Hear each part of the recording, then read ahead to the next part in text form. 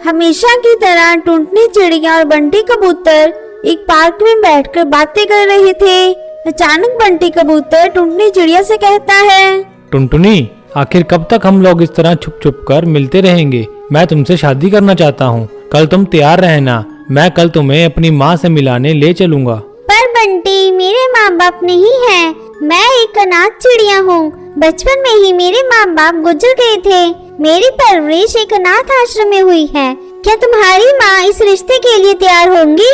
टुनटुनी, यह सब तुम मेरे ऊपर छोड़ दो। मेरी माँ मुझसे बहुत प्यार करती है, वो कभी इस रिश्ते के लिए मना नहीं करेंगी।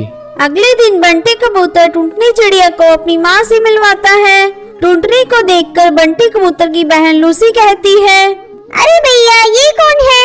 आप इन्हें यहाँ लेकर क्यों आए हैं? हाँ बेटा, ये चिड़िया कौन है और तू अपने साथ यहाँ क्यों लाया है?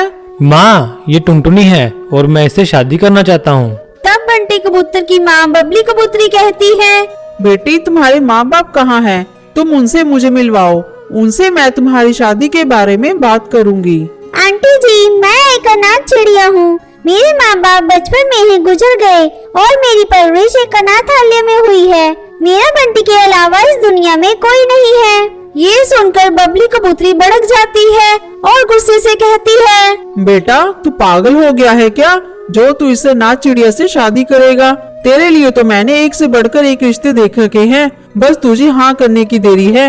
हाँ भैया, माँ बिल्कुल सही कह रही है। इस अनाथ से शादी करके तुम हम लोगों की नाक कटवाओगी क्या? पता नहीं इसके शरीर में किस माँ बाप का खून दौड़ रहा है। भैया, अगर तुमने इससे शादी कर ली तो मेरी भी शादी नहीं होगी।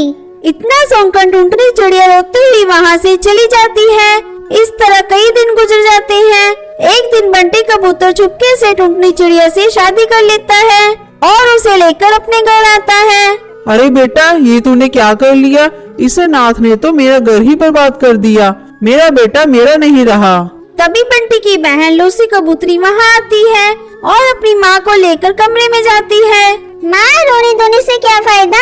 भैया ने तो शादी कर ही ली है। अब हमें इस चिड़िया को घर से बाहर निकालने का उपाय सोचना होगा। मेरी मानो तो तुम टुनटुनी चिड़िया से अच्छा बर्ताव करना शुरू कर दो, फिर मौका देखकर इसे ठिकाने लगा देंगे। हाँ बेटी, तू बात तो सही कह रही है, हमें ऐसा ही करना होगा। वो टुनटुनी को अपने पास बुलाती है और उससे कहती है, टुनटुनी, मैंने तुझे बहू के रूप में स्वीकार कर लिया है। मेरी गलती के लिए मुझे माफ कर दे। मैं अपने किए पर बहुत शर्मिंदा हूँ।